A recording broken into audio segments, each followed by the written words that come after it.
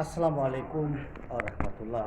চলে আসলাম ফরিদপুরের সদরপুর উপজেলার সেই জমিদারের বাসভবনে।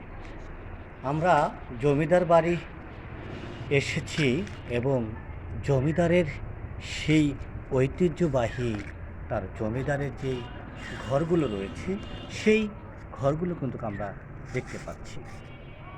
মানুষ কিসের অহংকার! এক সময় এই জমিদার বাড়ি অনেক অর্থ সম্পদ, অনেক অহংকারে ছিল এই জমিদারের বাসভবনটি। আপনারা যেমনটি দেখতে পাচ্ছেন, আজ পরিত্যক্ত এই জমিদার বাড়ির যে ভবনটি। মানুষ কিসের এত অহংকার! একদিন চলে যেতে হবে এই অন্ধকারে কবর। তাই মানুষ কিসের এত অহংকার! দেখতে পাচ্ছেন জমিদার বাড়িতে আমরা রয়েছি।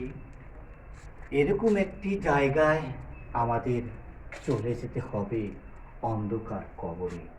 তাই মানুষ কোনো অহংকার না করে, কোনো ভেদাভেদ না করে আমরা একসাথে চলি। এই জমিদার বাড়িতে আমরা অবস্থান করছি। একটা সময় এই জমিদারের দাপটে, হুংকারে এই অঞ্চলের মানুষগুলো তারা কিন্তু কাঁপত এবং ভয়ে তারা কিন্তু বাস করত। আজ কোথায় সেই অহংকার? আজ কোথায় সেই জমিদারের রাজত্ব? এমনি করে পড়ে থাকবে এই বাসভবনটি।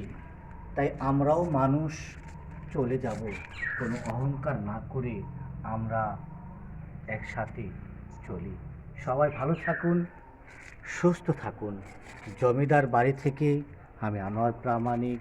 এই পর্যন্ত ছিল। আসসালামু আলাইকুম রহমতুল্লাহ।